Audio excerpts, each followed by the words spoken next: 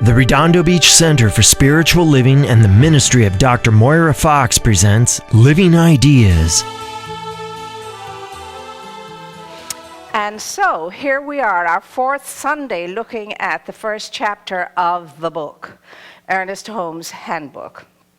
And we've gone through the thing itself, infinite intelligence, first cause, the creator of it all, the Almighty.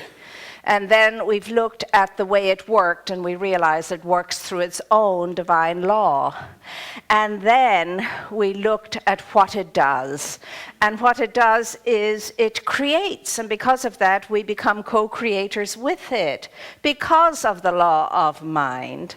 And today we get to look at how to use this wonderful thing called the law of life. And you would think, wouldn't you, that after thousands and thousands and thousands of years, we would be about ready to get that. And yet, some of us are not there yet. After thousands of years, we have known that it is, as we think in our hearts, so it is, Old Testament. It is done unto us as we believe, New Testament.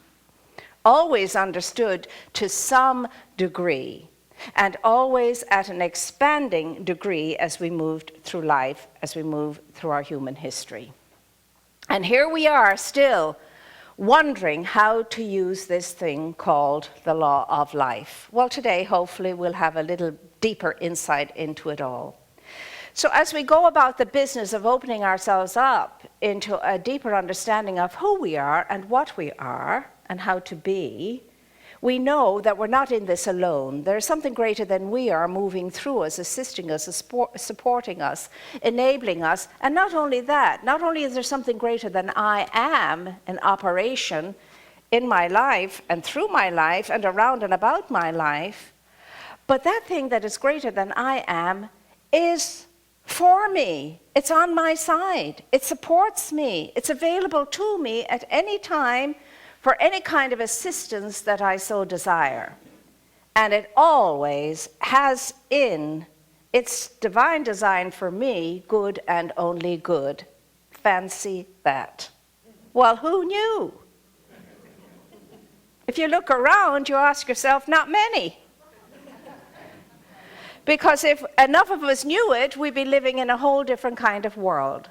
So, the first thing that you and I get to look at is, since I have all of this knowledge available to me, since I know there is this infinite power, this infinite presence, since I know it works through a law of mind, a law of consciousness, and since I know that its main reason for being is to create, and that whole sense and sensibility of what that is very closely connected to me, and I am part of it. In fact, I am its image and likeness. And because I am that, I'm in that state of co-creation with it. Because as it is, so too am I. What do I mean by that? Well, as it is the creator of all, I too am the creator of all in my life. In my life. I am, if you like, the microcosm of this macrocosm. As it creates, so too do I. It thinks, it contemplates upon itself, and then whatever it thinks and contemplates comes into being. I think, I contemplate upon myself, and whatever I think and contemplate comes into being. Very same process. So what am I going to do with that? What am I going to do with that knowledge? You see, there are certain things I must know. And one of the things that I must know is this, and I've heard it, and you've heard it, I don't know how many times. All thought is creative. Every thought is an act of creation. As I think it, as I feel it, as I say it, as I believe it, as I know it, so it is. And what I'm thinking, what I'm feeling, what I'm saying, what I'm believing, and what I am knowing is all going into this great infinite, universal subconscious, infinite intelligence being moved upon and then shows up in my life as an experience. As an experience. Everything I'm thinking and feeling and knowing and believing is dropping itself into this great big creative process and is showing up in my life as an experience. Oh, well, since I know that, and I do know it, this is nothing new to those of us in this room, or maybe there's one or two new people that have never heard of this before. That's the way life works, and if you do not accept that or believe that, test it out and you'll see for yourself, oh my goodness, yes it does. Look back at your history and your history will tell you, oh yes it does. I thought that awful thing, I thought that awful thing, I felt that awful thing, and lo and behold, that awful thing happened in my life. Job, that which I fear the most has come upon me. You don't think that there's not Job in our middle name somewhere? Oh yes, there is. So when I know this, why am I not using that infinite intelligence that created me of itself? Consequently, I am intelligent. Why am I not using that intelligence to apply it to a life that flourishes and thrives? Because I am using this information wisely and well. Remember, knowledge is just knowledge until it becomes applied knowledge, then it becomes power. Applied knowledge is power. Knowledge is not. It's just knowledge. But the application of knowledge is power. So, what is it I have to know in order for me to live a life that is all the time progressing, all the time increasing in its flourishing and in its thriving? How indeed do I go about using this thing called the law of life? What is it I have to do? Who is it I have to be in order to really and truly get on the right side, the light side, the ripe side of life? Well, it's again nothing we don't know. Number one thing, first and foremost, if you want to realize a good, regardless of what it is, whether it's health, whether it's prosperity, whether it's a relationship, whether it's work, creative expression, whatever that is, as I have seen happen, as I have discovered in my own life, as I have studied up and down the 200 years I've been here, this is what seems to be the pattern for realizing any good. First and foremostly, I do realize I'm not alone in the process, that there is a power, there is a presence greater than I am, there is an infinite intelligence available to me, and it's already in me and around me and about me. And it's not apart and separate from me, and I don't have to aim up there somewhere to find it. It's here, right where I am. It lives, it moves, it has its being in and through and by means of me. And any creating I do because I get out of the way and allow it to create through me. That's how my good comes to me. I allow what already is to appear. It already is in the invisible plane, and I allow it to appear in the visible plane by getting out of its way and coming into cooperation with it, into co-creation with it. It's a beautiful thing. So I have to know that there is this extra thing there that's always available to me. And so especially in my gloomy moments, especially in my down moments, especially in my depressed moments, especially in my achy moments, especially in my whatever the challenge moment is, I come into the realization, okay, what to do about this? I know what to do about this. Take it to where it can be handled. Give it over to that which can mend it and fix it and heal it or release it or attract it. Stop thinking I have to do it, because if I think, what am I going to do? I'm sunk. I am the Titanic and I'm going down. I'm sunk. Because I can't do much of anything about it. Not really. But if I allow that extra that is within me, that uber that is within me, that amazing state of grace, if you want to look at it spiritually within me, or psychologically, the intelligence within me, to move me into an open receptivity in mind to divine inspiration, to inspiration, the way will be made straight before me, and I will know exactly what to do. So the first thing, get in touch with your source. Get in touch with infinite intelligence consciously. And yum up in it. Allow yourself to feel its presence.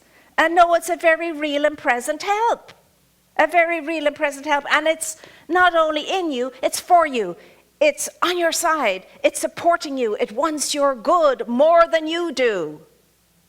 First thing. Second thing then is to settle down and pull your wits about you, as my mother used to say. That means get clear on what it is you wish to realize. What is it? What is this good that you wish to realize? Okay, get straight in your mind whether you want to heal, whether you want to mend, whether you want to fix, whether you want to release, or whether you want to attract. Get clear on that. As soon as you're clear on it, wrap yourself around it. Set it up. Start doing that wonderful processing called planning. Planning. When you want a new home, you plan a new home. You want a new arrangement in your room, you plan that in your mind. You see it in your mind and then you go and fix it. And there it is. It was in your mind first and now there it is in your experience. So you begin to paint the picture, you begin to set up the blueprints in your mind, you begin to vision everything the way you want it to be, and then some. And then you put on your three-dimensional glasses and you look at it from the 3D perspective. And once you do, you're in it. You've moved into it. You've become part of the experience. And that is how you set up the mental equivalent for the good that you desire. And once you set up the mental equivalent, you then assume the feeling of the wish already fulfilled. You begin to feel like it's already so. You begin to think like it's already so. You begin to act like it's already so. That's the next step. And then following that, you settle down. You relax. You release it. You let it go. You just sit with it in concentration and contemplation. And it's not that you're going to contemplate now any particular thing. You've already done that in your mental equivalent. Now you're going to let that feeling of well-being and good just saturate you. Just breathe. You begin to breathe in a rhythmic way and you relax. And you're breathing life and you're knowing life is breathing you and you know it's a good thing. And you know with every breath you're breathing, you're creating an opportunity for this good to move through you. And you're thinking peace and you're thinking comfort and you're thinking all is well. And you're just having a great good time in stillness, in quietude, just hanging out, knowing all is well. Hanging out with yourself and the great self of yourself. Now, here's what you have to understand. After you've painted your picture, you've got your mental equivalent, and you're sitting there to contemplate and meditate upon it and do all of that, your thoughts are going to come and your thoughts are going to go.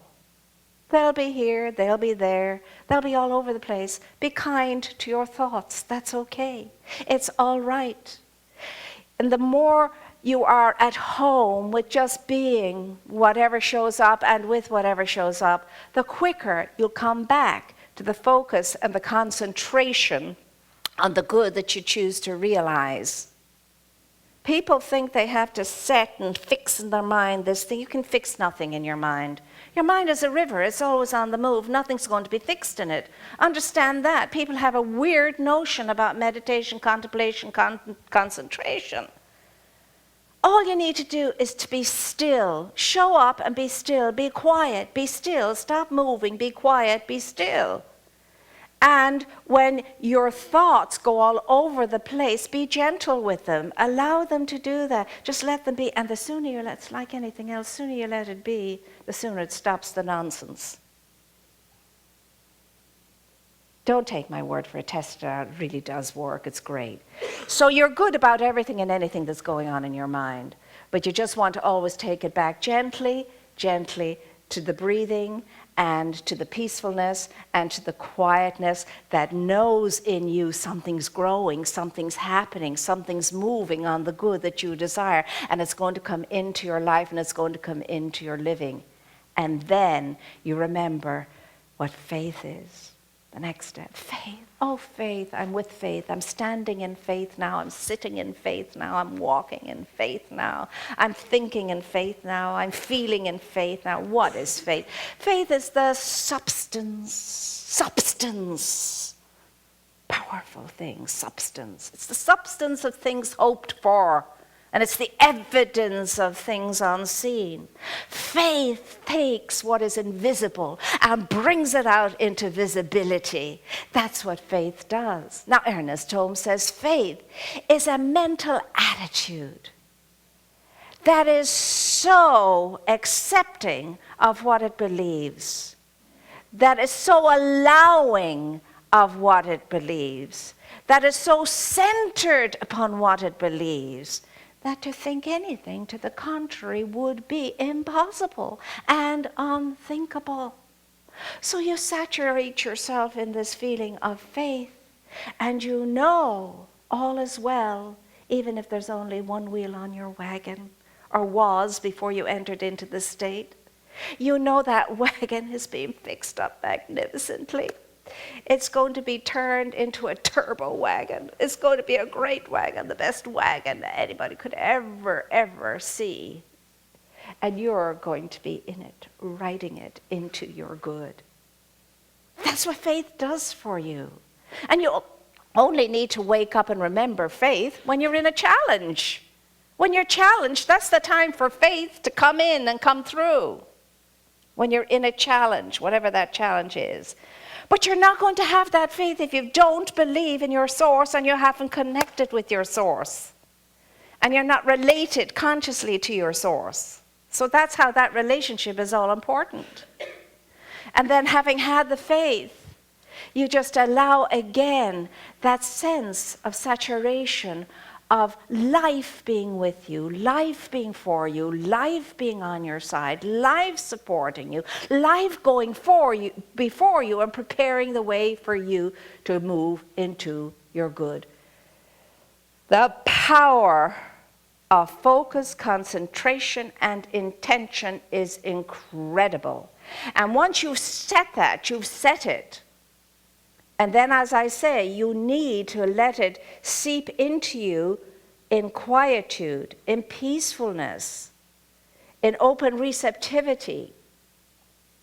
And you need to be able to lift up to it a very large idea, a very wide and deep consciousness, a very far-reaching mental reach, so that your big idea can be realized. Because whatever the vessel is you hold up to it, it can only fill that vessel and nothing more. That's the way the law works. It can only give to you what you're willing to allow yourself to experience and what you can truly wrap yourself around.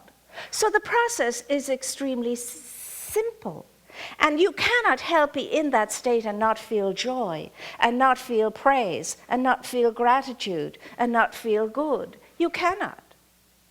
Oh, God loves a cheerful giver. God loves a cheerful anybody. Because joy leads us into peace, and peace leads us into empowerment and open receptivity.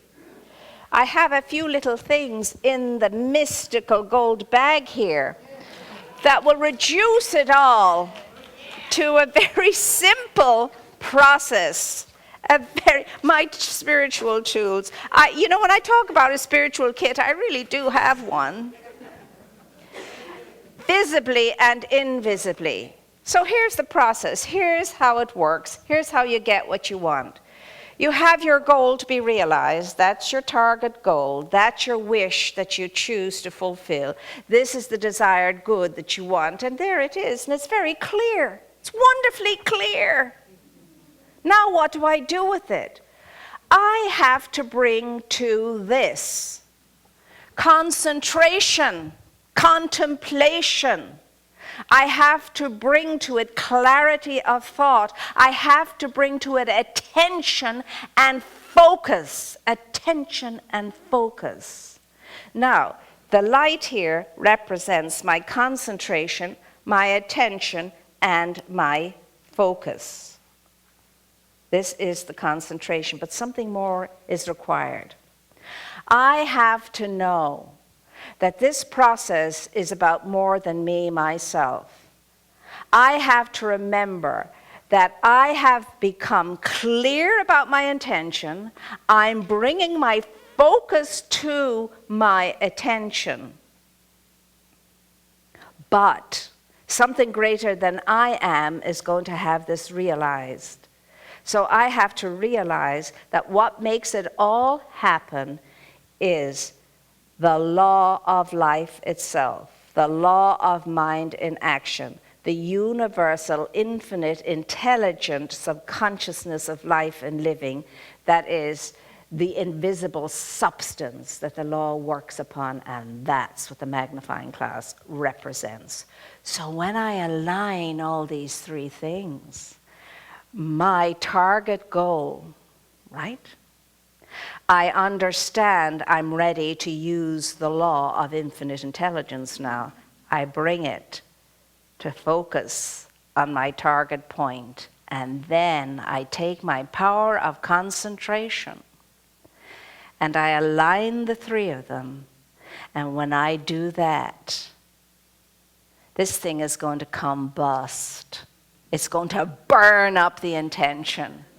And it is going to shatter that ash, and the phoenix of my good is going to rise, and there are no ifs, ands, buts, and doubts about it, because that's the way life works, and this is how you use it. Now, what happens with us all is we have all of these things available to us. And sometimes we get the target and we bring this to bear, but nothing happens because this is missing. Sometimes we bring this to bear, but nothing happens because this is missing. Sometimes I have this to bear and this to bear, but that's missing. It's the alignment of the three that creates the good that you desire and brings it into your life and living. How easy is it for you to understand, for me to understand this? You have your desired good. You have the law that's lined up, ready to respond to you. You bring the two together, and then the power of intention and the power of concentration and the power of attention is brought to bear. And I think it, I think it, I think it. I feel it, I feel it, I feel it. I believe it, I believe it, I believe it. I know it, I know it, I know it. I say it, I say it, I say it. It's mine. Because what I know happens. What I believe shows up. What I think becomes a reality.